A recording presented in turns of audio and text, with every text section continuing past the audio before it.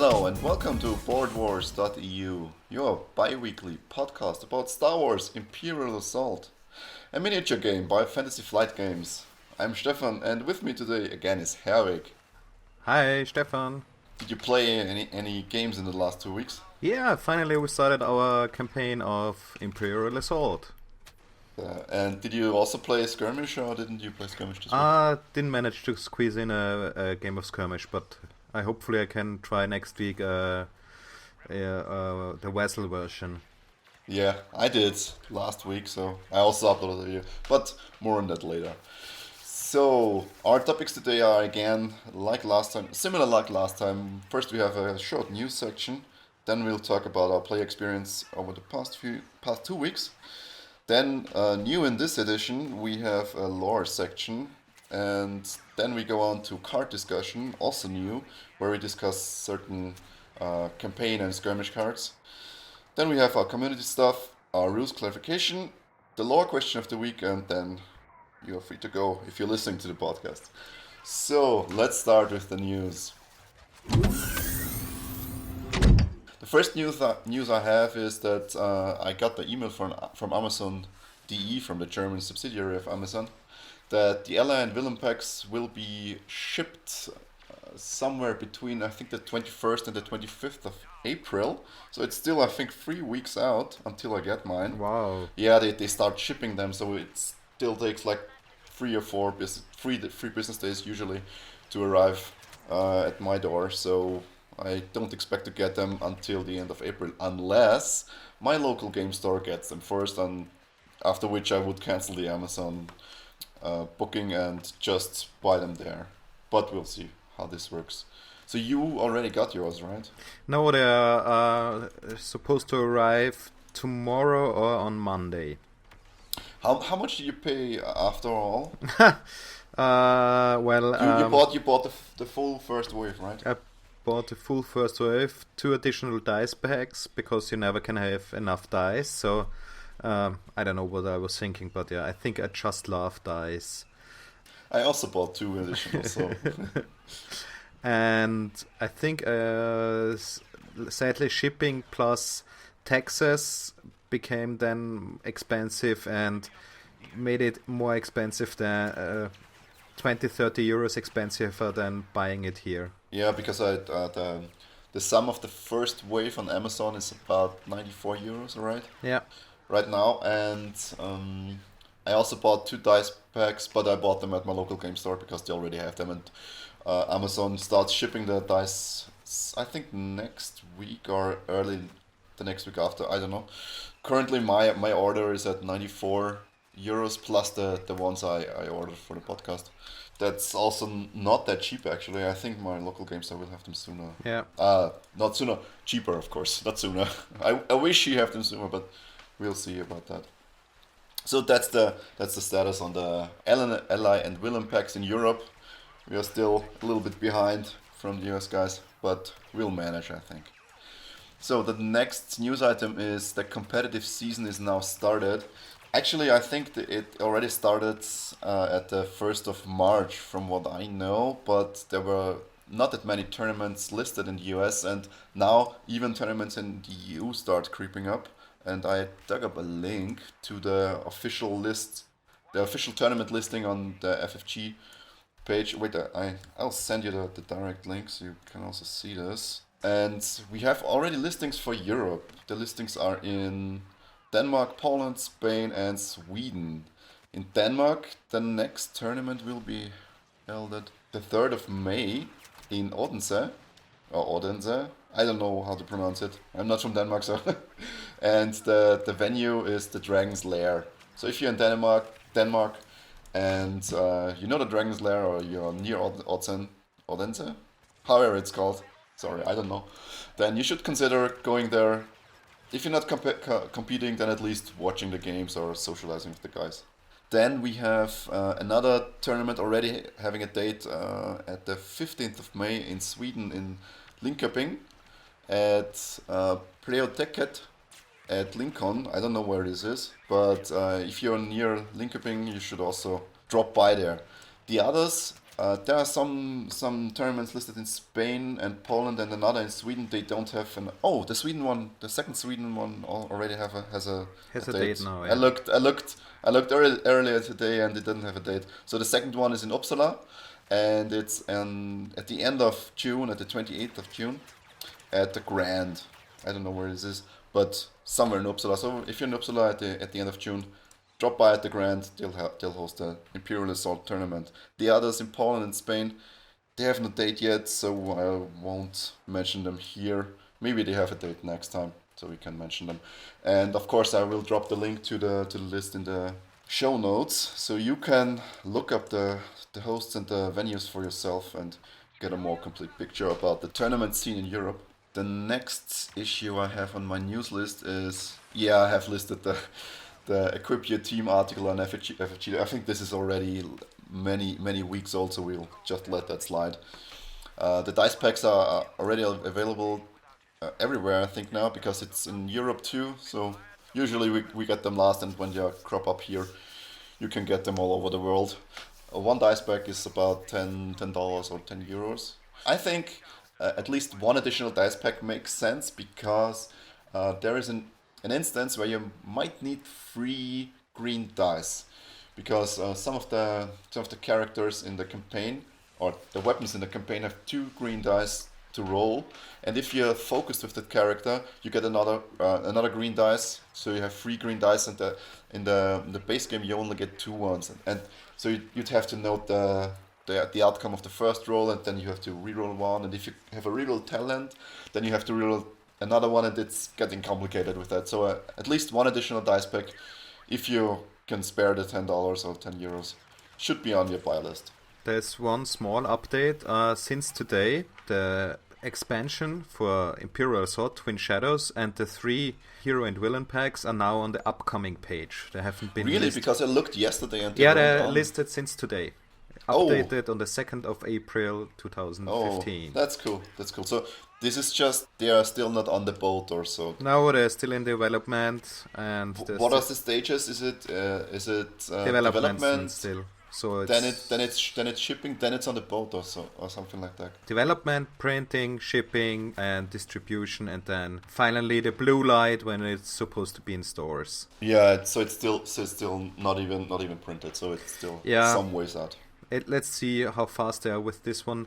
They said on the Gamma trade show that they expect it to be released, everything together at once, also the 3 character packs and the expansion, in early summer. So I don't know whatever that means. Yeah, whatever early summer means. For me, early summer is May. For other people, early summer could be June, so I have no idea. What I also think about that, somewhere in summer or in late summer, we should get a localized version for the games. So German, like Spanish, French, Polish, maybe they even drop them together. I don't know. We'll see about that. The German distributor Heidelberger Spiele likes to do this, to release a big bunch of their stuff together. It's not good for your wallet, but it's it's good to feel good after the purchase.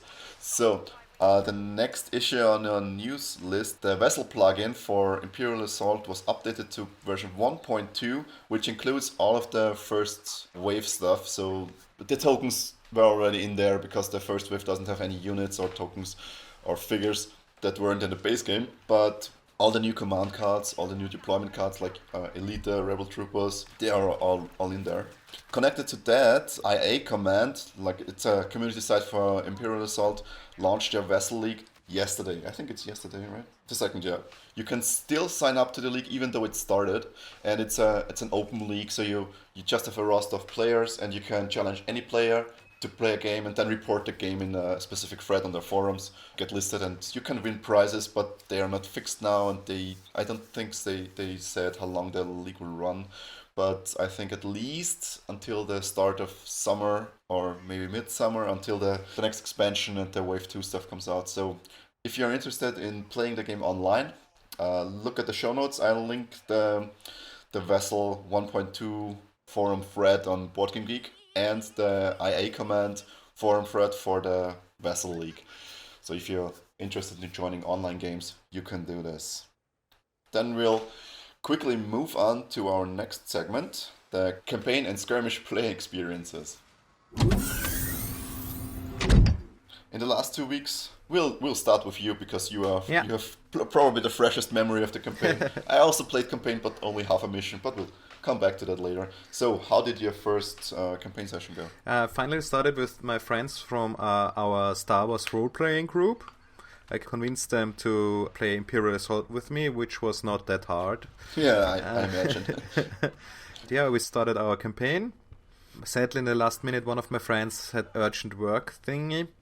So we had to continue compiling some videos and making stuff for a client. So we started the campaign with only 3 players, which is a very easy fix because you just deal out heroic awards and can continue play. So you had 3 rebel players and you were the Imperial player. Yeah, I played the Imperium and we had 3 rebel players. The heroes were the lovely Wookiee, the smuggler, and the guy from Alderaan, the commando, the human commando. Yeah, Gideon. Gideon, the human commando. We'll talk about the Wookiee and Gideon later in the episode. We played Aftermath and... Did you only play 1 mission or 2 missions? Sadly, because it took us some time to... Although I knew the rules from Skirmish, but it's still... If you play with 3 people and it takes some time to get into the mindset of the game and so on.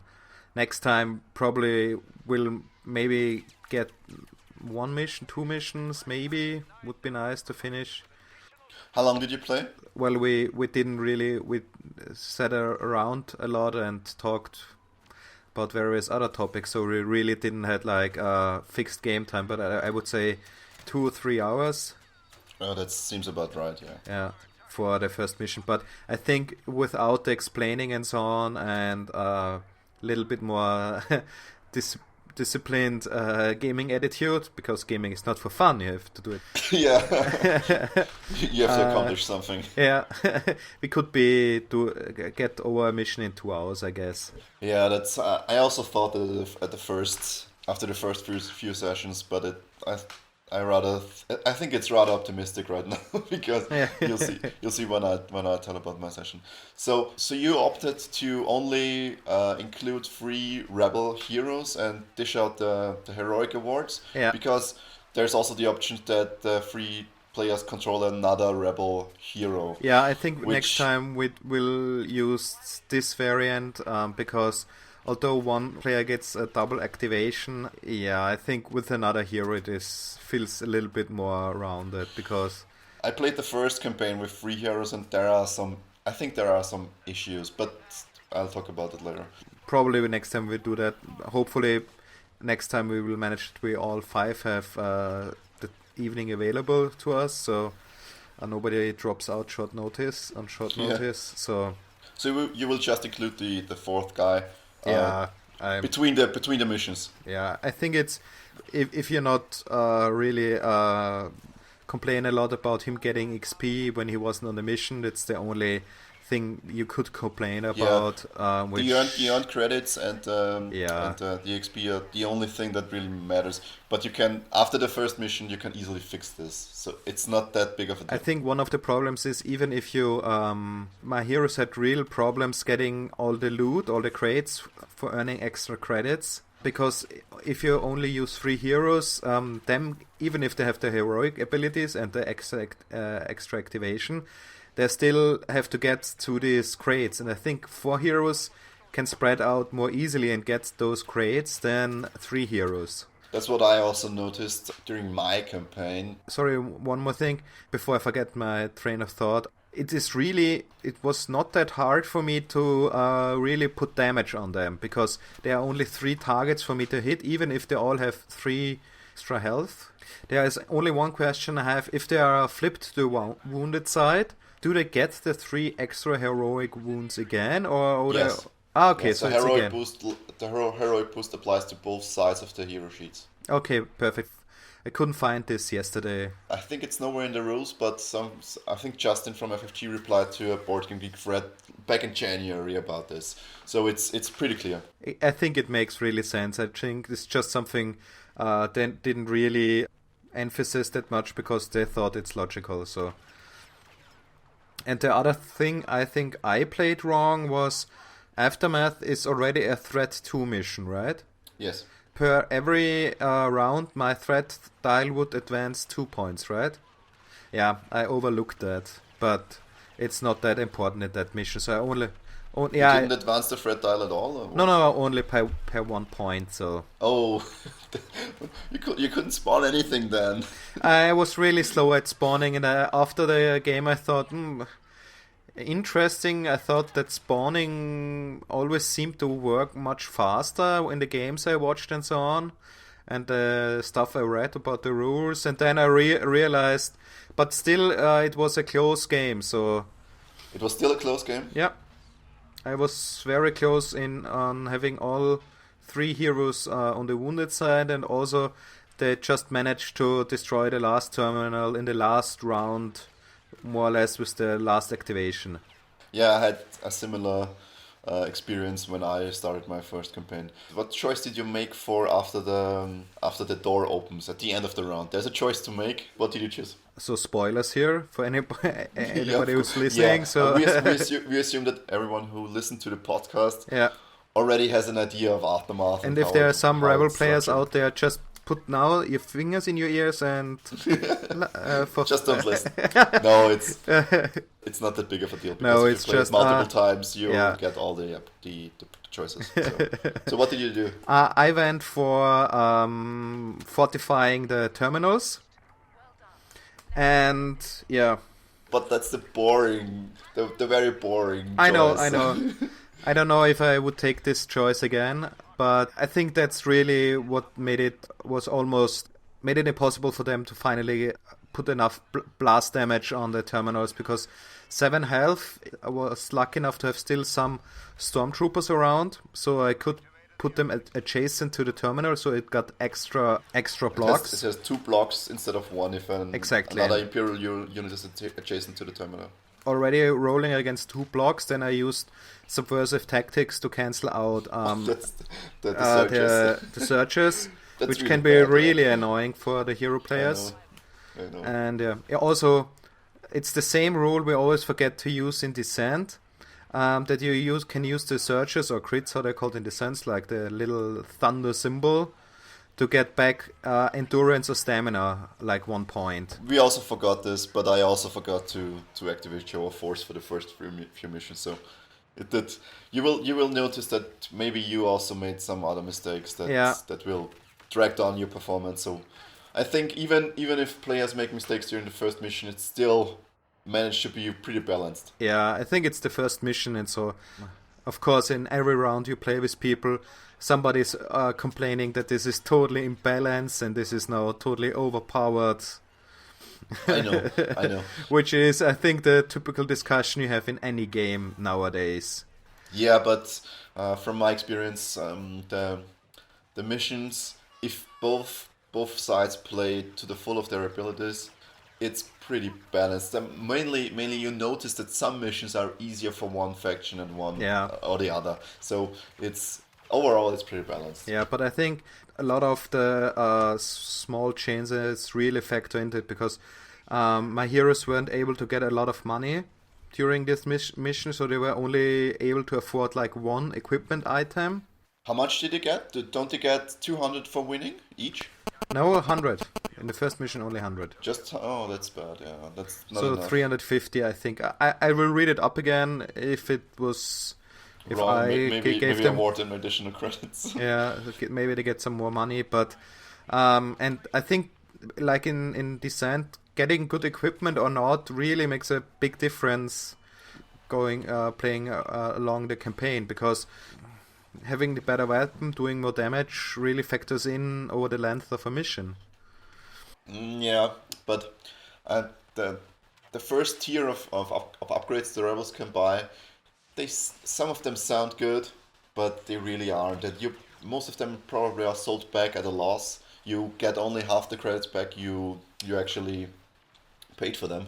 So until the rebels at least get to tier 2 upgrades, they are not that bad. They don't impact performance that much, from what I saw. So, but yeah, it will be interesting to see how this will factor in or not. So that your players won. So the rebels won? Very closely, but yeah, the rebels won. So the next mission will be a side mission, which we haven't chosen yet, but we will choose at the beginning of the next session. And hopefully until then we already could include into the side mission deck some of the missions that are in the character pack in the small expansions. That's what I said last time about that you can prepare the side mission deck after Aftermath because you don't really need it at first. You can do this after the first mission, after the action is done, so everyone can cool down and look at what's going on behind the scenes and in the campaign deck. Yeah, I think it's not bad because if I would have done it before this mission and we would have spent time talking about the side mission deck, I don't know if it would make any sense because it's something they can't really relate to at this point. Yes, that's also. I don't know why they noted that you should build a side mission deck before, but I can see how it makes a difference after like if many expansions are out and you can build the side mission deck much more varied. You can after the first mission you can choose after your performance which side missions to include and which not. I know this is an issue later, but if you only play the core box, you can really just build the side mission deck after. Because there are only 4 green missions in there, so there's not really any way to choose which green missions to put in the side mission deck. For the gray missions, it's 5, so only one. You discard only one from the core box. Is discarded, and the 4 character missions are the 4 characters you play. So. Yes, so it doesn't make a difference. So it was a nice session, I gather. Yeah, we really had enjoyed, and a good sign was that we really tried after we finished playing to find a day when we all have had time again. But do you play weekly or bi-weekly? We wanted to try more or less weekly, but next week some of my one of my friends goes on holiday, and the week after. Other guys on holiday, so just like me. Yeah, so they couldn't go on holiday in the same week. No, they had to go on different weeks. So yeah, so I think the 15th of April or something like that is our next day we can play, I think. Yeah, but after that the holidays will be over and you'll get a more regular schedule. Yeah, and I think in May there are a lot of Thursday holidays, so maybe there's a way to play on Thursday or. I was eyeing that too, to do an extended weekend session. This year is a good May for having small holidays. Yeah, for taking window days on Friday. Yeah. Okay. Exactly. So I also played. I played 2 games, one skirmish game online. For the listeners, if you didn't already catch it on the Facebook page or on the web page, I'll also list it in the show notes. I played a game on Vassal, my first skirmish game, against some random guy that was online at the same time as me, and he just asked if I wanted to play, and I said yes. So I quickly prepared an army and attack. So it went all right, I think. We both played our first skirmish game. He also played his first Imperial Assault game, so I had to help him with the rules. But I played I call them Royal Guard Champion and Friends, because it's the Royal Guard Champion plus 3 normal Royal Guards. And he played an assortment of Rebel heroes, and including the Saboteurs and the Rebel Troopers. So it was a close match, but in the end I won. Did you watch it online? Yeah, I took the time, had a nice cup of coffee, and watched the game. Because I just had to watch it because I wanted to see how all Royal Guard team would do. It's actually quite nice. I made some tactical mistakes with positioning them after the first round, I think. They were quite big mistakes actually, because I wasn't able to benefit that much from their protector ability. But in the end it didn't matter, because the Royal Guard champion, he's like a powerhouse. If you manage to get into the action and you got pummel, you can wail away on Rebel heroes and decimate them in one round. It's crazy. So I was successful. Let's say it this way. I was successful. So did we talk about this last time, that this character was originally named after the character from the Crimson Empire books, and I don't and think we talked about okay, it. and then they gave him the generic name because I think in the demo settings they had at Gen Con, he still was called Joran Dax or whatever this character is called from the expanded universe from It's the Crimson Empire, right? Crimson Empire books, yeah. And I think they changed it now for the game because they want to phase out because it's one of the Dark Horse comic books and Dark Horse expanded universe character, so it was phased out his name. So I guess we could see some of the other expanded universe characters, and that's the thought they have had then. But then But they maybe will they are get just not named. Or exactly, have they will other get names. generic names. Like we could have Mara J, but she will be just called like Imperial Sith Assassin or something. Yeah, Sith assassin. yeah, or we something could like get, that. or we could get a villain like Thrawn, and Yeah. he will be a fleet commander. He will be like that blue dude, Admiral The Imperial. blue dude admiral with the red eyes. I think Chiss is the race called Chiss. Who? Oh, I don't know. I don't think you can remember choose it in. actually. You can choose this race in Star Wars role playing game, and it's called Oh, okay. Sith Yeah, or something like that. yeah. I have to look it up. It's been a long time since I read them. So the skirmish game I played, it went fine. We played. It took us 2 hours, and I cut most of it. So the video is actually only like 25 minutes long, because I cut most of the boring stuff. Like we had some turns where, or some activations where some of us made a mistake or played the wrong card that he couldn't play. Like my opponent played force push, I think, that command card that allows you to push something and do damage or whatever. But he wanted to play it with the Wookiee, so that doesn't work because the Wookiee is not a force user. So stuff like this, and we had to roll back half an activation, and it was some of the time was spent like figuring out how to play the game. But the video itself, it should be fairly straightforward, and if you know the basic rules, it should give you an idea how to position guys and how to judge line of sight and so. So you really should look at it.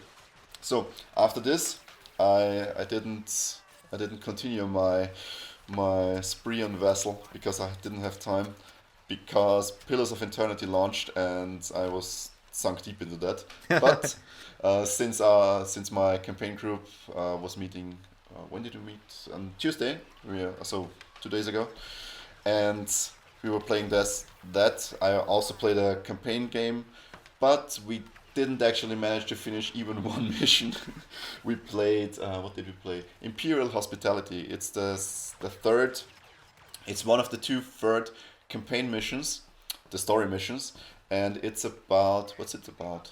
Yeah, the rebels have to rescue a prisoner from an Imperial facility, and before they rescue him, they can prevent the sending of some secrets the prisoner already told the Imperials to Coruscant by destroying a terminal.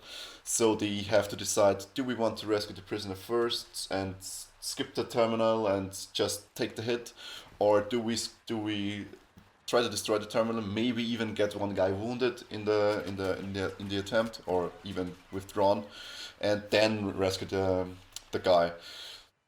My players chose to first attack the terminal, or just make their way to the terminal and attack it. And I actually, or I should say we, because I play with another friend, the Imperial player.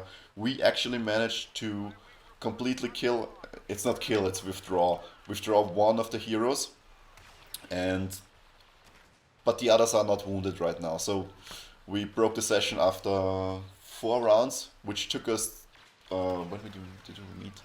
I think we played 2.5 hours for 4 rounds, and now the second part of the mission we postponed it until after Easter, because it was getting late and we started at 7 p.m. and it was already like 11 or even 11:30. So we had to go home and sleep a little bit because all of us had to work the next day. So we broke the mission in 2 parts, and we'll play again the week So after I you come took back. pictures or Yeah, I almost always take pictures. I will also upload pictures on the Facebook page from this session. yeah, I wanted to take pictures too, but I totally forgot Yeah, yeah. I did also forget the first few missions, so no But worries. next time I will make pictures. Yeah, and I of course took pictures of our playing areas to. We broke the mission at the start of the fifth round actually, and with all of our cards, like if they were exhausted or not exhausted, and how much damage the cards had off. And I took pictures of all of the play areas, and I should be able to reconstruct it quite easily next time. So this was my play experience this week. Next time, I'll probably not get to do much. Maybe I can play Vassal in my holiday, but after that I only play maybe again one campaign game, and then that's it for the next 2 weeks. But we'll see. So that's it for this week's play experiences, and we'll move on to our next topic point, which is lore. And for lore this week, I started to read, actually not read, but to listen to the audiobook of the new Star Wars novel, Heir to the Empire. No, not Heir to the Empire. I always say Heir to the Empire. I don't know why. It's Heir to the Jedi, of course. So it's a book about. It's a little bit backstory for Luke Skywalker. The story takes place in between Episode 4 and Episode 5, shortly, like uh, must have been only a few weeks after the rebellion destroyed the first Death Star. And it's this the story is actually, if you like the movies, the story is actually not that good for you, because I'm like a quarter through the book, and there isn't any large scale action like in the Thrawn novels, the trilogy where Thrawn appears. You have these large scale space battles and battles on the ground, and this is all missing from Heir to the Jedi, Mm, because it's a very personal story about Luke, and you follow him on some special assignments the Rebellion High Command gives him, and it's actually interesting from that perspective that he doesn't actually know how to use the Force right now. He just know it's there, and he can use it in some situations, but he can't really use it in another situation. So he's learning to get a grip on it and to really utilize it. And also it's lore building, because he's the first mission he takes is on Rhodia, I think, and you get to know a little bit backstory about Rhodians. And the second one is near the center of the galaxy, like on a moon with strange creatures. It's nice to listen to, and to, I don't know how to read because I just bought the audiobook on Audible, and it's that the audiobook is very high quality. They have sound effects, they have dedicated speakers for, I think it's dedicated speakers for the characters, because they really sound very different and very accurate. I don't know, maybe it's just one guy imitating the speech. Could also be, I'm not good at detecting this. And but it's a very high production quality, and it lasts for 9.5 hours, which is actually quite long. So it's a good buy if you have an Audible subscription. It's just $10, or your usual subscription for the month, and I can't recommend it any higher, because if you're a Star Wars fan, you should read it. and I think if you sign up to Audible, you get like 2 or 3 books for free, right? No, So you get one book for oh, free. you You get one get for free. Okay. if you sign up for Audible, you get the first month for free. Each month you get a token you can pay one audiobook with. So each month you get a free audiobook, and for the first month you don't pay anything actually, and you still get the free token. So you can get one free audiobook, and after that you have to pay, like, it's nine euros or 10 euros per month, and you get one free audiobook per month. And of course, if you're subscribed, all audiobooks cost at most 10 euros or $10. So if you expect to buy many audiobooks, the subscription is very valuable, because mostly audiobooks cost like, especially the long ones, they cost like 20, Yeah. 25, 30 euros. And with the subscription, you just pay 10. So it's done, and I just paid 10. It's okay. So It Yeah, was if you an have impulse buy. Audible is really good if you have a longer way to commute to work. Audible is really just perfect for listening to audiobooks on your way to work. Yeah, my commute is actually not that long because I only have to like 25 minutes in one direction. That's quite short, and but I still manage to get to the through the books eventually. So I usually I usually finish the monthly book before I get the next token, and so I end up buying additional books too. So, but maybe I'm just an audiobook junkie. That might also factor in. Tying into that, we also have additional lore stuff this week because I managed to look up at the 4th of September there will be another novel released for the new canon especially, and it's called Star Wars Aftermath. It starts a few weeks after Return of the Jedi, finishes of course after the destruction of the second Death Star, and I think it bridges the gap between episode 6 and episode 7, so they timed the release to enable people to get into the mood of episode 7 just like 8 or 10 weeks before the movie hits, and I'll definitely get that one as soon as it releases and get through it on the audiobook, and of course report what I find in there here. But it's still quite a few months away because we have one, two, four.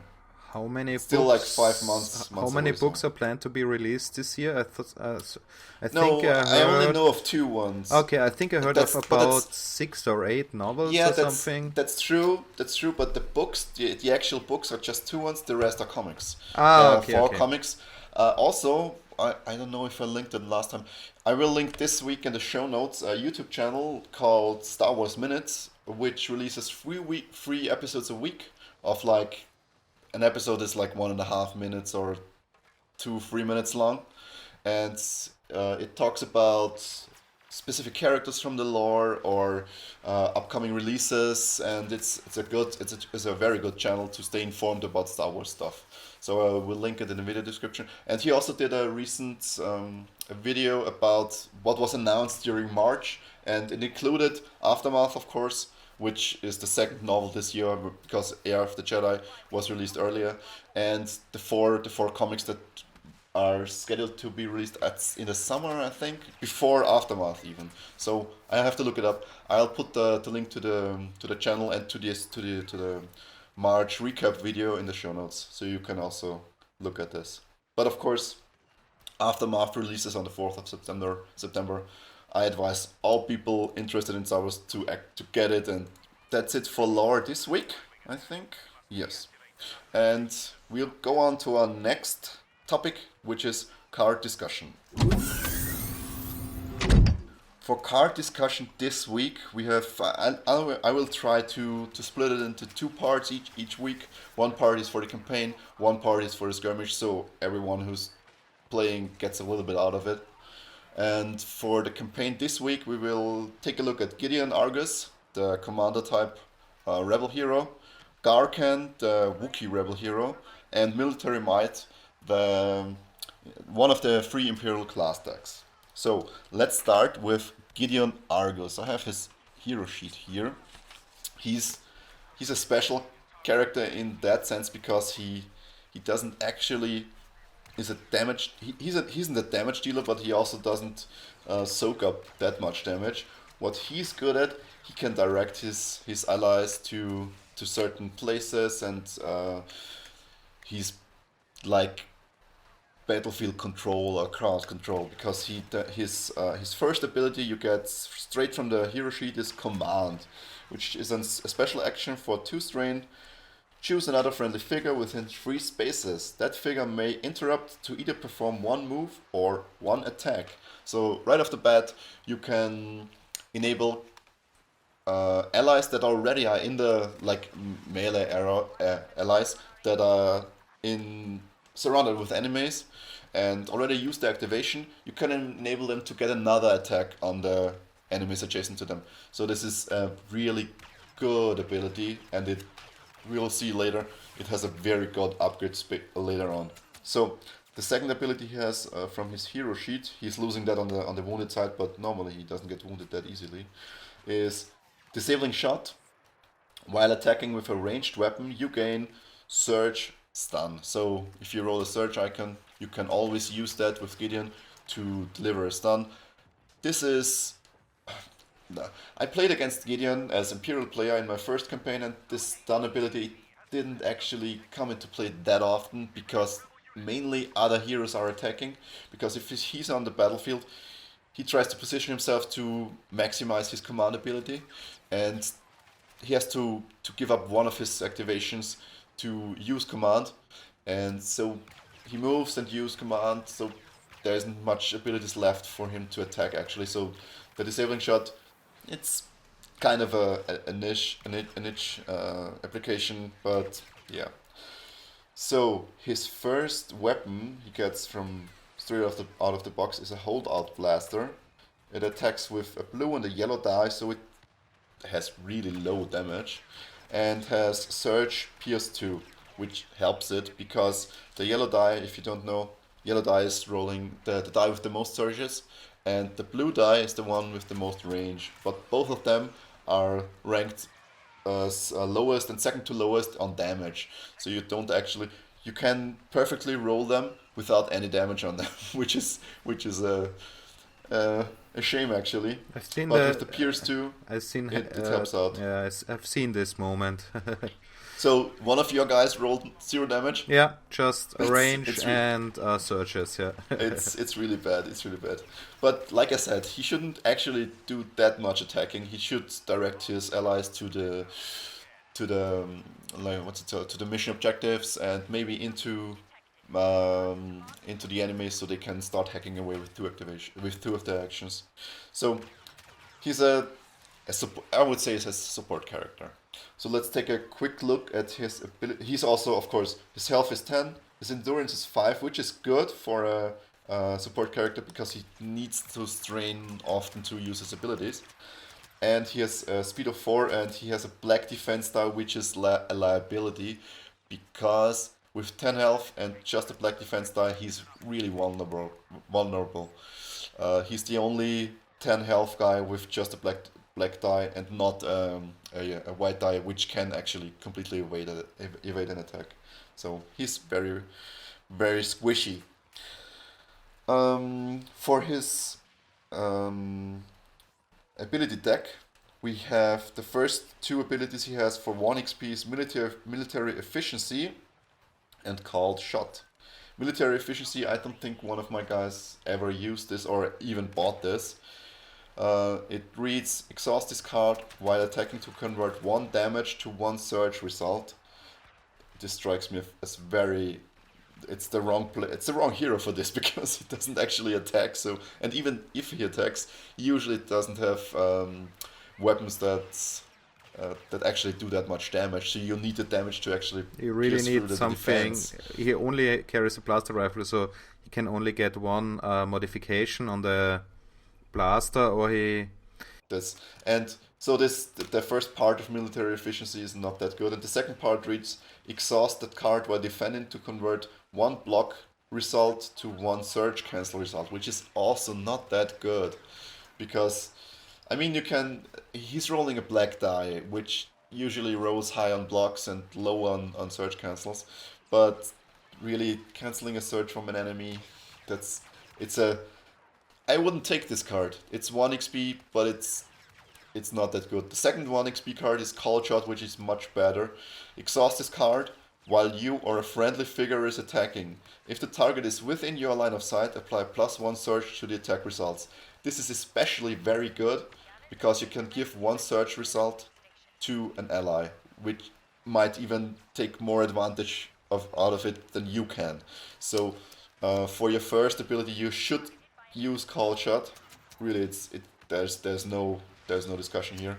And maybe military efficiency if you have 1 XP over before the last mission, you don't know what to buy else. So I would shelf military efficiency and take Call Shot for your first ability. Then you have, for the second abilities, which are costing 2 XP now, you have Air of Command. Apply +2 health to your hero, and when you use command, you may choose any friendly figure in your line of sight. This is if your group managed to score an ally and like a hero. No, Yeah. it's called just an ally, Yeah, it right? could be the Like rebel Han, Chewie. troopers or the saboteurs This or is not bad, but the other card is a bit better. I will go over that shortly. The +2 health to your hero, like I said, he's squishy to begin with, and the +2 hero, it doesn't help you that much, especially in the late game when the Imperial player puts on heat like crazy, and if he focus fires on you, the +2 health won't save you that often, if at all. So also skip Air of Command and take the next one, which is Mobile Tactician. It's 2 XP, and after you resolve command, gain 2 movement points. This is crazy good. This is crazy good because since you're basically using command every turn or at least every other turn, you get +2 movement for free every turn or every other turn, which is very good. Take this card. It's good. So these are the two XP cards because you need to reposition yourself to take advantage of command. You need to be in the middle of your team, even if they are spread out. So these two movement points enable you to do that. The next 2 cards are Rallying Shout. Exhaust this card during your activation to choose another hero in your line of sight. That hero recovers 2 strain. This is good if you're playing against subversive tactics, but if you don't... Shh, don't tell them. Yeah, of course. It's good if you're playing against subversive tactics, but other than that, I wouldn't use it.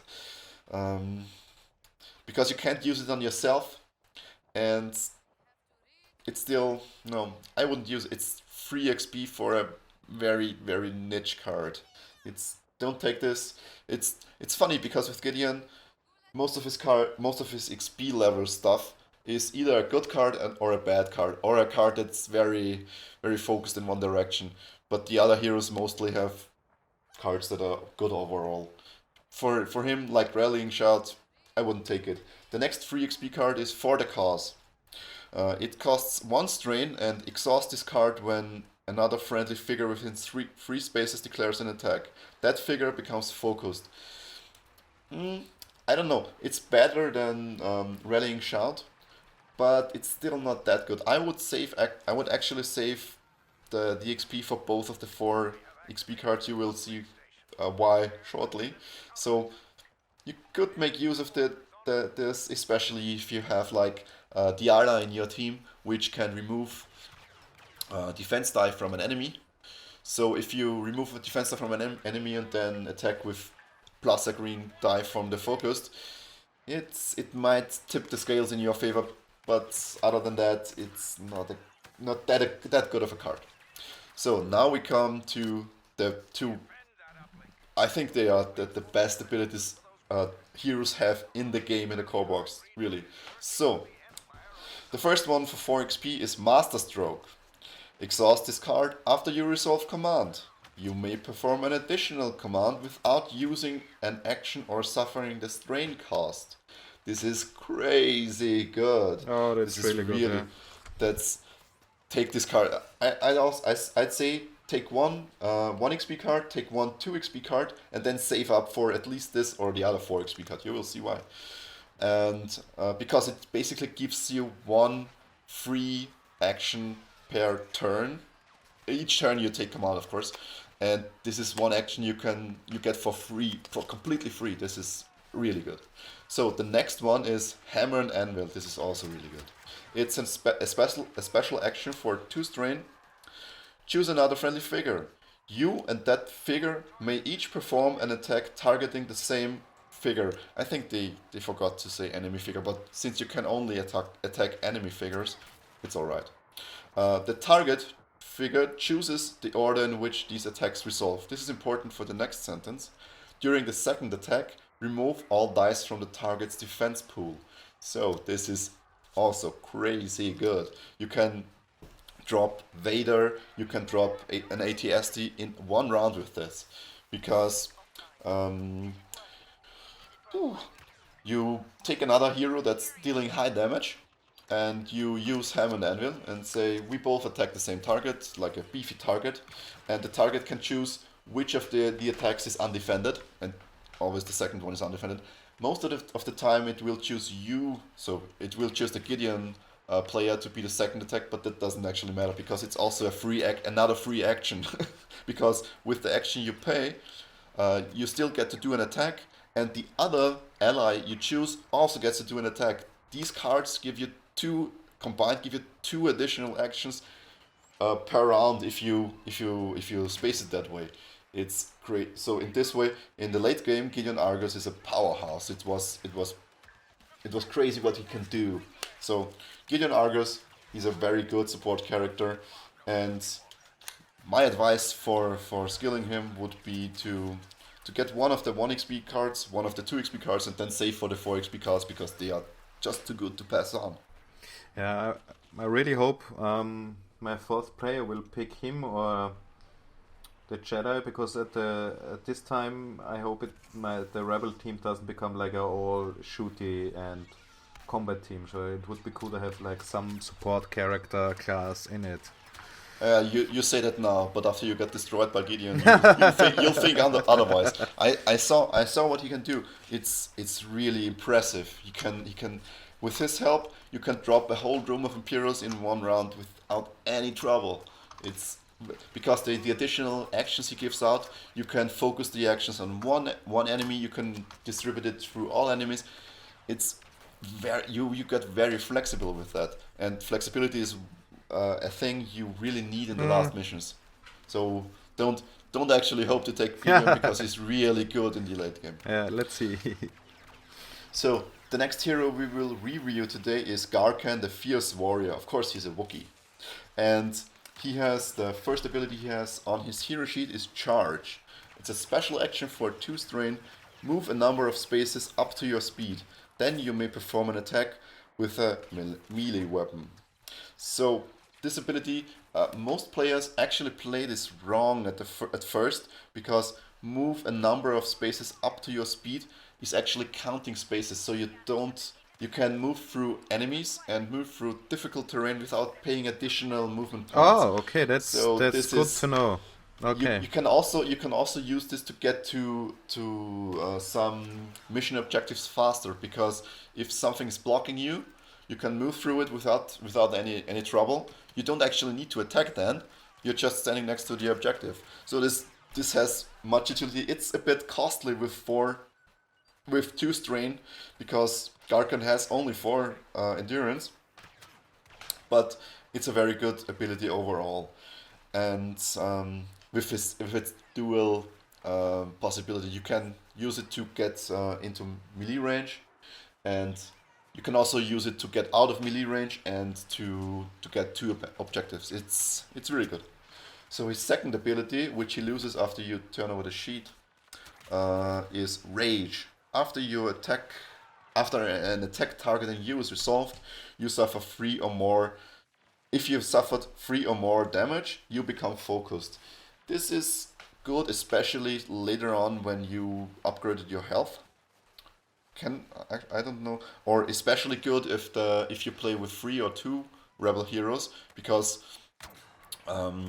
you get more more uses out of Rage, because each time you get 3 or more damage during any one attack, you get defocused, and since he defends with a black die, so this doesn't happen every attack, but basically every other attack. So if just 2 guys are attacking you, you get focused, you can spend the focus next round, and then you get focused again. So it's really good, but remember that he loses it when he's wounded. Yeah, I think that's something we managed in our game like every round or so, because I just tried put all my damage, all the blast damage on him. I just attacked the Wookiee with everything, and the downside of this was that on his next turn he was focused again. So yeah, I know. The counter strategy for this is as Imperial player, is to use a full round of your deployment cards to just attack the Wookiee, because he just can get one focused. If he is already focused, Yeah. you don't get an additional focus token. So if he's already focused, additional damage you deal doesn't actually trigger rage. This is what I tried this in my first campaign, but like I said, we only had three rebel players, and he had the heroic card from begin with, so he had 17 health at the start, Yeah. which is so much. It took me And forever, and after 6 rounds, he was like only one damage away from being on the wounded side, but still, it took me forever. yeah, so rage is a good ability, and his stats are he has 14 health, 4 endurance, just 4 speed, which is not that good for a melee character, and he obviously defends with a black die. His first weapon is the Vibro X, which attacks with a red and a yellow die, and has Surge Pierce 1 and Surge Cleave 1. This is actually a very good combination. He doesn't have reach from the start, but the weapon, the Vibroax, is very good in a way, because the yellow die usually rolls at least one surge, so you can choose to either pierce through the defenses of one target or cleave to another target.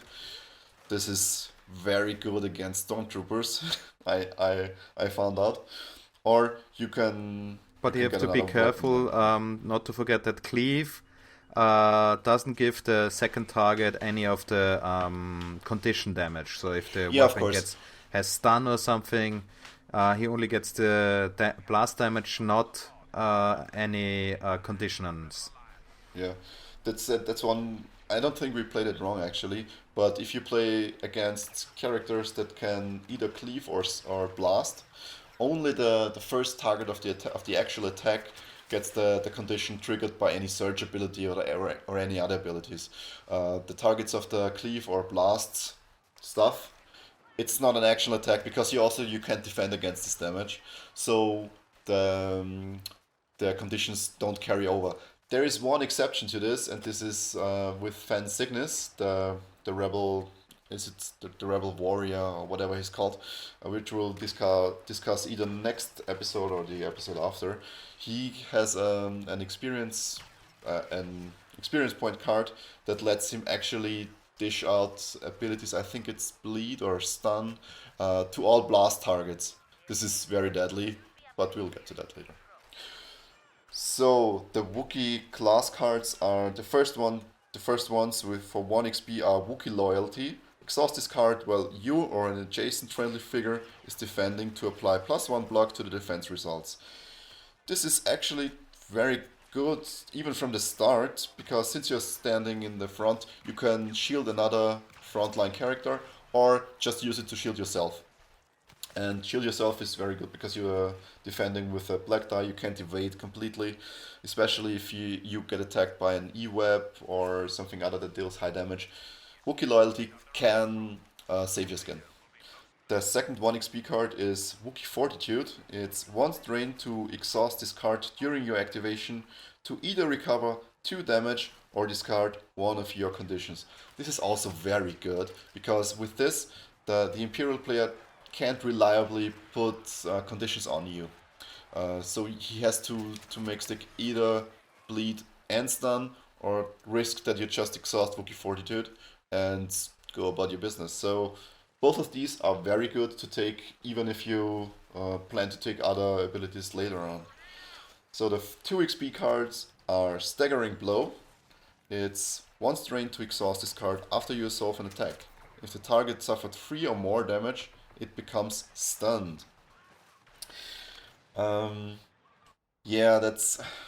It looks good on the outside, but because you can resolve it, you can use it after the attack is resolved. You don't have to take the strain if you don't actually know if you deal enough damage. But the stun, you also get this on weapons, and so it's kind of redundant in that way, because you can some of the I'd say close to half of the melee weapons in the game can dish out stun, so you don't need Staggering Blow actually. It's an okay card, but I wouldn't take it. So the second 2 XP card is Ferocity. When you declare an attack, While you are focused, add 1 red die to your attack pool instead of 1 green die. This attack also gains Surge, Cleave 1. This is I take this over Staggering Blow any day, because of your rage, you are focused quite often, and even if you aren't targeted by the Imperial player, if you have Gideon in your team, tell him to take the XP card to give you focused. You can substitute your green die with a red die, which deals much more damage, and you don't even need the range on the green die because you're probably just in melee range anyway. So take Wookiee Fortitude, use it. It's a good ability. The free XP cards are Rampage. After you resolve charge, each hostile figure adjacent to you suffers 1 damage. I wouldn't take it because it's just 1 damage, and without a cleave weapon or without a ranged, a reach weapon, it's you want to stay within the fight, but the charge stuff, you don't use charge that often to bull rush a group of enemies. So I wouldn't take Rampage. I never saw it in action because my players actually didn't take it. They rather take Vicious Strike, the other free XP card. It's 1 strain. Use when you declare an attack with a melee weapon. Apply +1 damage to the attack results. This looks bad, but if you factor in that the 1 damage might pierce through the enemy defenses and enable you to actually apply some conditions, it's really good. So I'd take Vicious Strike over Rampage for the free XP cards, but like with Gideon, they aren't that impressive. You can take them, they are certainly better than Gideon's, but I'd save up for the 4 XP cards again, because the first 4 XP card is Brutal Cleave. 1 strain to exhaust this card after you resolve an attack with a melee weapon. Perform an additional attack targeting a different figure or object adjacent to the target of the first attack. So, this is very good because it gives basically you get an additional attack, which is good. But you also, I did it in the rules clarification last time in the last podcast, I think. You can change weapons with this. So even if the target is out of your reach, but adjacent to the target you attacked first, you can change to a ranged weapon and just range blast the guy behind the first guy. So take Brutal Cleave. It's very good because the additional attack for just 1 strain, it's powerful. It's a really powerful 4 XP card, like most 4 XP cards. The next 4 XP card, it's not that powerful, but it's also good. Apply. It's called Unstoppable. Apply +1 endurance and +1 speed to your hero. And while attacking, while you are wounded, apply +2 damage to your attack results. It's also very good because if you stack it with Vicious Strike, you get +3 damage on your attack, which isn't that bad actually. If you combine it with Gideon's, is it Hammer and Anvil? I can't remember. Where you can remove Hammer and Anvil, where you can remove one of the defense, not one of the defense dice from the enemy, but one attack is undefended. This can get very dangerous for the Imperial player. So save up for the 4 XP cards and use them. So, Herwig, did you have a Wookiee player in your... Yeah. Did he use his Vibro-Axe to efficiency? Yeah, more or less, yeah. He smashed the final terminal in the last round of the Aftermath mission. So, yeah, and he could use Cleave, I think, in 2 or 3 instances. Even if Aftermath is that small, because usually if you deploy Stormtroopers, he managed to get in there and use Cleave at least once or twice. Yeah, he got into them. He was like he took the first activation and just like a Wookiee probably would ran into the first group and Stormtroopers and... Exactly what happened in my first game. That's exactly started probably stealing what everyone does. Cleave damage and Yeah. So, the Wookiee is good, and especially if you play with just two or three rebel heroes, he gets even better because his rage ability gets better the more health points he has. So Yeah. keep that in mind. We'll move on to the military might Imperial class deck, and I will just talk about what I used during my campaign, and the others I will just read over and skip. The first card you get for free, even during Aftermath, the first mission, Yeah. is Show of Force. Exhaust this card when an Imperial figure declares an attack. That figure becomes focused. This is very good for using with the E-Web in the first mission, if you have it, because if the E-Web is focused, he gets to attack with 4 dice. He gets 1 dice of each color, which is the rainbow attack. I think it's called on the BGG's forums. Taste the rainbow. So you just exhaust Show of Force, attack with the E-Web, and basically slaughter one of the targets. Yeah, the E-Web gun can be so brutal also because it can fire twice. Yeah, it can fire twice. You can only use Show of Force once per round, but I think it's a little bit better than the card you get with Subversive Tactics, but the card you get with Subversive Tactics gets better later in the campaign. Unlike Show of Force, which is getting weaker all the time because the heroes are getting like items that shield them from damage, and all you do with focus is just dealing damage. So Show of Force is good, especially early in the campaign, and especially with E-Webs or like Vader or other Imperial figures that can deal much damage with one blow. But it's getting weaker over the course of the campaign. So the 1 XP cards are Riot Grenades, which I didn't take during my play. It's an attachment and trooper only, so you can only attach it to um, currently only Stormtroopers and E-Webs. With the first expansion, you can also apply it to heavy Stormtroopers, but it's not out yet. So it has a special ability, yeah, a special action. Exhaust this card to choose a space within 3 spaces.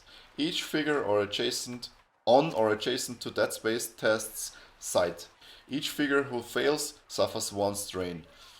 This I always thought this is a very bad card because the sight test, the heroes take their hero sheet, and on the bottom right you have 3 categories, which are I think force, sight, and engineering, and each of them rolls the dice listed there, and if they roll at least 1 surge, they are spared from this strain, and it's also just giving 1 strain. I don't think it's that good. I'd say skip it. So the next one is Combat Medic, which I also didn't choose early in the campaign but later on. It's spend 1 threat to exhaust this card at the end of a trooper's activation. That figure and each adjacent Imperial figure recovers 2 damage. I got it, but I think I used it once, and maybe it's better early in the campaign when you have wounded stormtroopers like normal or elite stormtroopers, and you want to heal the whole group, but it's costing one threat, which is rare early in the campaign. So I think it's also a bad card because it's bad early in the game because you can't afford it, and it's bad later in the game because it doesn't change much. So I'd say skip both the 2 XP cards. The 1 XP card, sorry. The 2 XP cards, on the other hand, are a bit better. The first one is Assault Armor. It's an attachment that confers +2 health to all of the figures contained in this deployment card or deployment group, whatever you want to call it. So if you slap it on regular Stormtroopers, they have each 5 health, which is very nice.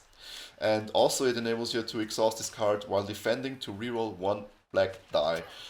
This is good, especially also on Vader, because you can drive his defense roll into crazy combinations with this. But in the end, you have to take it because later in the campaign, the rebels can dish out so much damage. You need this additional 2 health. I'd say save up for 2 XP for Assault Armor first, and then skip the next card because it's also for 2 XP. It's Endless Ranks. When you deploy a trooper, reduce its deployment cost by 1. Um, this sounds good, but it's actually not that good. I thought this also applies to reinforcing troopers. So if you play a regular stormtrooper and you reinforce usually for 2 threat, you get to reinforce for 1 threat. But of course, this doesn't happen because this is just when you deploy the trooper. So all this does is, if you deploy a regular stormtrooper, you have to pay 5 threat instead of 6. If you deploy um, what's it, elite stormtroopers, you have to spend 8 threat instead of 9. And if you deploy e-webs, you also get reduced. Their cost Really? is basically just Yeah. reduced by 1, and this is Cards like this only are useful if you get them really early in the campaign. Then maybe they would pay off, no. but Even then, I would skip it because yeah, you're probably the right. 5 threat the reduction for the regular stormtroopers is from 6 to 5. And remember, over the campaign progression, you get threat level 5, like in the after the third story mission, which Yeah, is much too late to actually use this effectively. So I'd say skip endless ranks. I bought it in my first campaign and it was utterly useless. It wasn't that extremely useless, but it was very near extremely useless. So skip it. The next ones are sustained fire for 3 XP. Exhaust this card after an Imperial figure resolves an attack. That figure performs an additional attack, then that figure becomes stunned. This is only really useful for e-webs. You can attack 3 times around with an e-web. You can maybe take down a Wookiee or not. Like you, I don't know, but it's depending on your luck. otherwise Yeah, it's a it's a it reads good, but it's not that good actually yeah. because you get stunned afterwards and You can use it on stormtroopers because being stunned only means you lose one activation and they can fire anyway only once. So yeah. But if remember, this only works for 1 figure because it's yeah, just for 1 attack. With stormtroopers, their attack is too weak and late in the yeah, game to actually matter. And with 3 XP, you can afford it much earlier. So, like I said, if you plan to use e-webs much, you should get this card because when the E-Web is attacking 3 times around, he has done his duty. Even if he's getting attacked and killed in the next round, he has probably done like 12, 15 damage mm, in that round. And for this, it's not that bad. But if you don't like to use E-Webs, skip this card. The next free XP card is Shock Troopers. While an Imperial Trooper is attacking a figure within 2 spaces, apply 1 surge to the attack results. This is not that bad, especially yeah, for like if you use it with a Nexu, with a regular Nexu, or like with a Imperial Droid who have 2 or 3 surge abilities but don't have the die to actually use them all the time. It's a good card to make you use the surge abilities, yeah. but I can see it's that. also Yeah, it's getting weaker with the campaign progression. So I don't know. It's better. I think it's better than sustained fire. You should take this over sustained fire, but also it's not a good card, if you ask me. Then we get to the 4 XP cards, which are both much better than the other cards from what's it called? Military Might. The first 4 XP card is Combat Veterans. It's an attachment for troopers only while defending. Apply +1 block to the defense results. And additionally, while attacking, apply +2 accuracy and +1 damage to the attack results. This is very good. mm, Take it, slap it onto Elite Stormtroopers, and be done with it because they are crazy good then. yeah. If you combine it with Assault Armor, which you can, then you get like it's +2 blocks, right? Let's see. Assault Armor. No, it's you get the reroll of the black die and Yeah, +1 block out of the box and +2. So your stormtroopers basically become elite stormtroopers for free. You yeah, have to buy the XP cards, but it's for free. So the next 4 XP card, which is also good. At the end of each round, place 1 strain token on this card. Then you may spend 1 threat to place an additional strain token on this card. Now you're asking, what's this card all about? I put tokens on it, and of course, this card continues on the second part.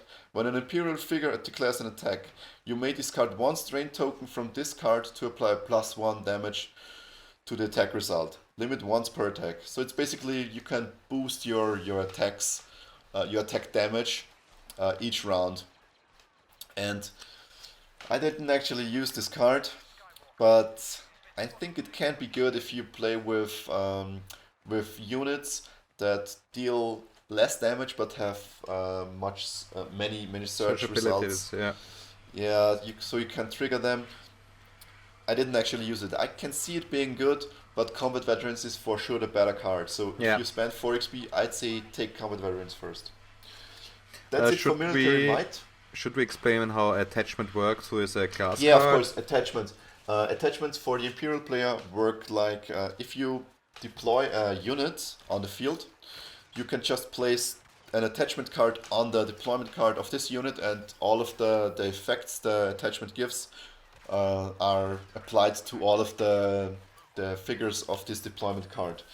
I actually thought that you And can't. Also, the important thing is if this group is wiped out. Yeah, if the group is defeated, you get to regain the attachment and play it on Exactly. another card you deploy. So what I didn't know is that you can also do this at the start of the mission, because the initial groups, they actually get deployed. So you Yeah, can also important to know, yeah. yeah, you can just put attachments on them at the start of the mission, and if they are defeated, you can put it on the next figure you deploy, the next deployment card you deploy. So it's good to know that, because for half my last campaign, I thought you can't put attachment on initial groups, which stifled me quite a bit.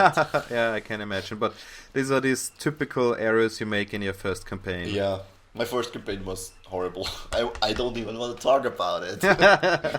I lost the last mission in 8 rounds, and it has a round limit of 12. So they finished the last campaign mission like 4 rounds earlier. So it wasn't even close. This podcast is mainly a therapy session for you to forget your first campaign. I see it the same way. In the second campaign now, I fare much better. Not only because I chose a different class deck, I actually think the Subversive Tactics is much better than Military Might. And if you're starting out, you should take Subversive Tactics, because the cards they are useful in the beginning, and they stay useful at the end and get even more powerful at the end. Yeah, unlike many of the cards with Military Might, which are either good in the beginning and bad at the end, or the other way around. They're entertainingly painful, but the important thing is, with Subversive Tactics, you really have to watch what your rebel heroes are doing. You always have to think about if it's a right moment to use your subversive abilities or not. So you're much more focused or much more into the game with these cards. You have to be aware of what the rebel heroes actually can do with their abilities. Yeah, exactly. To best use your Subversive Tactics cards, which isn't the case with Military Might. Military Might is good if you are starting Imperial player like me, like I was in the first campaign. They are straightforward, the cards. You just play them, and they give you bonuses, and they give you additional attacks or additional to some groups, dice, and boom, you go. Good to go. And with Subversive Tactics, it's really it depends on the player. If the player knows what the rebels can do, it's deadly. But if you don't know what the rebels are capable of, you misplay most of the cards, and they are much weaker than you actually expect. We finished our campaign class discussion, campaign card discussion, of course. And it was a bit long, and we'll just go over the skirmish card discussion, which is just 4 skirmish cards today. And the first card I want to talk about is Urgency. It's a skirmish card for a cost of 0. Remember, for building the skirmish deck, you can only include cards up to a total of 15 cost. The cost is down in the left bottom, in the white circle. And Urgency does cost 0. But it's also limited to 1 per, what's it called?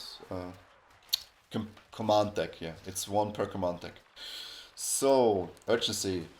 You can use it for any figure, and it's a special action. gain a number of movement points equal to your speed plus 2. So it's essentially a move action, but a faster move action. What you can do with this is if you have like I played in the Vassal game I played, it was smuggled goods, I think, the skirmish mission, and you have to retrieve crates from throughout the map and haul them back to your deployment zone. And with this, you can haul them faster because the crates slow you down and you get -2 mobility and whatever. And with this, you can actually counteract this and yeah, and haul the crates faster to your deployment zone to free up the figures and use them in the fight. So urgency is good if you have to get to some location on the map, but otherwise it's, for most skirmish missions, I think it's not that good. The next card is good in, depending on your unit composition, of course. It's Pummel, and for any figure, it's a special action. Actually, it's 2 special actions. If you have the melee attack type, perform 2 attacks. So it's a way to get 2 attacks per round with in skirmish mode, which is actually not that common outside of the E-Web. And this enables you to do this. If you play Vader or the Royal Guard champion, this card is key. You have to include this card, and you can. It costs 1, and you can include 2 per command deck. If you play Vader or Royal Guard champion, or maybe even many Royal Guard units, then you should take Pummel to make use of it during the mission, because 2 attacks in 1 round, it sounds like not that much of a difference, but it's a real big difference actually. So 2 cards to go. The next one is Guardian Stance. But the 2 skill symbol on the Pummel card means that you use up 2 of your activations. Yeah, like I said, it's 2 special actions. You have to use 2 actions to actually use it, and you get no further actions during that round, but you can attack twice. So it's basically you trade your ability to move for a second attack, like the rebels can in the campaign. Yeah. And you of course have to use the card for it. So you have to play the card, and it's gone then, and so you can only use it once or twice if you draw the second card per mission. But it's really good. So you should take it. The next card is Guardian Stance, and you can only use it with deployment cards that have the keywords Guardian on them, like the Royal Guards or the Royal Guard Champion. Or are there any others? I don't think so. Only these 2 deployment cards have Guardian on them. I think so, yeah. Use while an adjacent friendly figure is defending. Reroll 1 or more attack or defense die. Attack or defense. Do I read that right? Reroll 1 or more attack or defense die. Yeah. So what happens is you can reroll the attack die, or all attack dice, and you can reroll your defense die. 1 or more attack or defense die. But you can only reroll either the attack or defense dice. So depending on if the enemy rolled high and you rolled low, you should take one of the 2. Usually it's better to reroll the attack die, because especially if there's a red die involved, and the red die fell on the free. So I took it to, I used it once in my game and used it to reroll the red die from the enemy, and I rolled from free to free, so it didn't actually do anything for me. But it's a good card. You should include it if you play the Royal Guard champion and or the regular Royal Guards. The last card we talk about today is Fleet-Footed. It's any figure and used during your activation to gain 1 movement point. It's similar to Urgency, but it's not a special action, and because the difference to Urgency is, Urgency you have to use the move the moment you use the card. So you can't actually play it. You can't. I don't think you can. Wait. You should be able to stand still and attack. Oh, I don't know. Gain number of movement points. No. Okay, no. Like I said, if you gain movement points during a special action, you have to use them immediately, or they just discard. So for Urgency, if you use it and move only up to your movement point, you actually use the card because you took advantage. You didn't even took advantage of the +2 movement speed, and the card is still gone, and the additional movement points are still gone. You can't save them up for the for getting away after an attack, let's say. But with fleet-footed, you gain it. You gain one additional movement point, but it's not a special action. You just gain it flat. You can just use the additional movement point anywhere during your activation, which is different from urgency, because urgency you really have to play it when you're using the move and not for after. You can't stand still and attack during the move. It's complicated like that. So I'd say if you play the squad I played during my Vassal game with, like, I had 4 deployment cards and all of them were melee. You need both of these cards, and you need to include them both to actually get to the enemy and or get away from the enemy.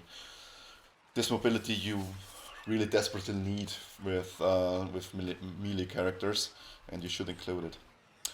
So that's card discussion for today. Let's see. Yeah, the episode is quite long today, but we have time. I think we'll talk about subversive tactics next week, so we can both share our input. And Yeah. you have to send me your hero list so we can include heroes next week that you actually have experience with. Yeah. So it's a little bit less one-sided. So card discussion is over. On to our next topic, which is community stuff. This week for community stuff, I want to highlight a special thread on Board Game Geeks, which is the unspecified BGG rules thread. So this is a thread where two of the Board Game Geeks members compile a list of currently of rules that are currently viewed as ambiguous or not cleared up by FFG. So if you want to avoid falling into traps with rules, click this link. Of course, I'll include it in the show notes. Click this link, read through the thread once, and they also remove rules that were ambiguous but were cleared up with the first FAQ, or of course with subsequent FAQs. So, like what we have, one of the rules that isn't clear right now is the timing of blast and cleave happening after attacks are resolved are mentioned in the reference card, but not in the blast and cleave sections of the RRG. So this means that if the timing isn't stated on the card, the timing is actually not stated at all. You don't know when the cleave and when the blast happens. So they also include always a link to another forum thread on BGG where this rule is actually discussed. So if you want to strengthen your rules, your ability to know the rules in Imperial Assault, you should visit this thread. The thread, it's a great resource to not fall into any pitfalls with the rules. That's it for community stuff today. I actually wanted to include the... Do you want to include something else? Yeah, well, problem is this thing I would point to is already happened after this podcast is posted tomorrow. The guys from Dice Tower are having a live play of Imperial Assault. So. Oh, okay. Yeah, we can. I will actually include the link. Is it on Twitch or is it on YouTube? I think it's on YouTube, maybe also on Twitch. I don't know which they're using main. Okay. We'll do it this way because I will include the link to the live play of the Dice Tower guys in the show notes because the podcast won't be going up until like mid next week because I can't cut it. I can't edit during the weekend. Yeah, I thought so. Yeah. The Dice Tower live play will have happened by then, and we will include a link to the video in the show notes, so you can see the Dice Tower guys play Imperial Assault. So that's it for community stuff this week. So the next topic is rules clarification. this week we have the Rebel Troopers aim ability, and I have to look up the thread actually because I can't remember what the discussion was about. Um, the Rebel Troopers aim ability states if you have not exited your space during this activation, apply +1 damage and +2 accuracy to your attack results. Um, um, there is I think I did it wrong because with Gideon, if you enable the rebel one of the rebel troopers to gain an additional attack, it's not. You have to take care. You have to look at if Gideon moved before he used command to give the additional attack to the rebel trooper because it states uh, if you have not exited your space during this activation. Uh, this actually applies to Gideon if he uses command on the rebel trooper. It's a bit complicated and it's not that. It's actually a bit bad, I think, because thematically it should apply from the rebel troopers movement and not from Gideon's movement. But the way it is written and the way it's interpreted right now is, um, uh, if Gideon didn't move before giving the command action, you benefit from the aim ability. If he did move before using command, you don't actually get the aim bonus and the damage bonus when you attack with the rebel trooper during the command. So to clear up this, yeah, this is also, of course, this also applies to skirmish. So if you play skirmish with the rebel troopers, you also only benefit from aim if you don't have to move first. So you have to take care of this. This is rules clarification for this week.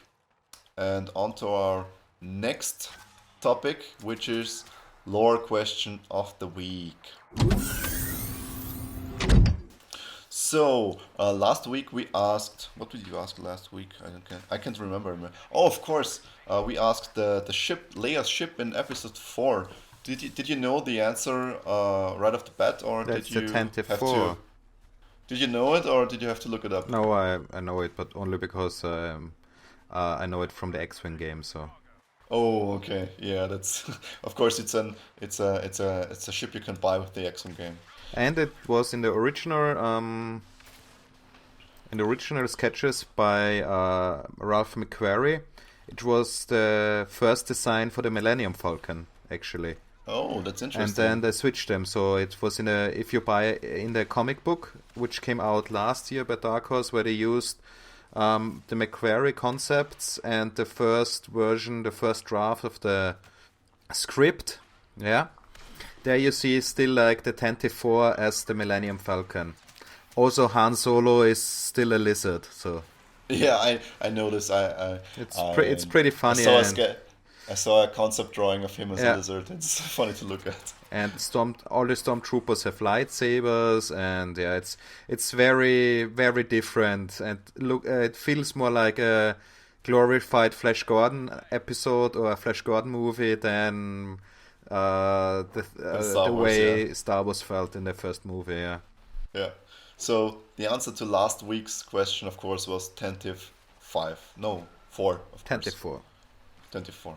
And I had one of the listeners replying to the question or answering the question actually said apparently extended universe lore claims that it was originally called the Star of Alderaan and was later renamed in honor of a bunch of ambassadors from the fourth planet of Tantive. I don't know if this is true. This is true. If you know this and you're a listener, send in a link or whatever you can find to clear this up. But Yeah, it sounds like that's the first time I heard of this. yeah, but it sounds like this typical expanded universe footnote stuff Yeah, yeah. when they suddenly explain the name of a ship over a whole page or something like that.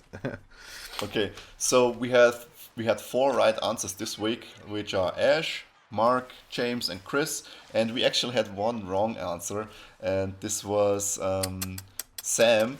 He didn't actually answer wrong, but he answered the question of episode 1, even though he sent in his reply like almost a week after episode 2 hit. I sent him an email saying that The raffle for the first episode is already closed, and the second one is still open, but he didn't reply with the right answer for the second episode, so he's not in for the raffle this week. Maybe he can manage it next week. So the 4 guys this week are Ash, Mark, James, and Chris, and I will, of course, again visit random.org. Generate a number between 1 and 4, if the site will load, actually. Yes. Okay. Random number between 1 and 4, and the answer is 2. The second one is Mark A. Goforth. I hope I pronounced it right. Mark, you won a Han Solo ally pack. I will write you in the next few days and ask you for your contact details so I can send you the ally pack when I actually get them, which will still take a few more weeks, but I will get them and I will send them out. So for this week, the question of the week is, which silicon-based life form attacked the Millennium Falcon in the asteroid belt during the Empire Strikes Back? This should be very easy if you watch the movie. And the prize this week is Rebel Saboteurs Ally Pack. The deadline is the 15th of April, because the recording for the next episode is scheduled for the 16th of April. But maybe we will actually delay this, and if we will delay the recording of the next episode, I will tack on time for this week's lore question, so you can send in your answers later too. But if you know it now, send it in before the 15th. So the question again, which silicon-based life form attacked the Millennium Falcon in the asteroid belt during the Empire Strikes Back? There's a small hint to this. They are ugly. You know what I'm talking about, right? Yeah, of course. Of course. It's easy. So, this is the lore question of the week. This concludes our show for this week, and we will see you all again in roughly 2 weeks, I'd say. And if you want to contact us, you can do it on Facebook. I will include the link to the Facebook page in the show notes, like always. You can also visit the website Boardwars.eu or www.boardwars.eu, which I use to not only post the podcast, but also keep you updated with the production of the podcast and with random stuff happening around Imperial Assault. Or if you don't want to use these 2 methods, you can also send us an email to podcast@boardwars.eu or to me directly, Stefan@boardwars.eu. Stefan, of course, with a PH. So take care of that. And if you want to come on the show and talk with us about Imperial Assault and you're from Europe, because the time zone probably won't allow anyone else, you're happily to send us an email or contact us on Facebook so we can tell you about the production for the next episode and maybe bring you on the show. So that's it for this week. Any closing comments from Herrick? No, also still waiting for my Heroes and Villain packs. So finally getting started to paint them. Yeah, we didn't even talk about painting this week, but I can do suspect next time. We will talk about this next time when you have your packs ready. Yeah. And okay. Maybe I can make some pictures of my painted minis for the Facebook Facebook site. Put them on the Facebook site, of course, yeah.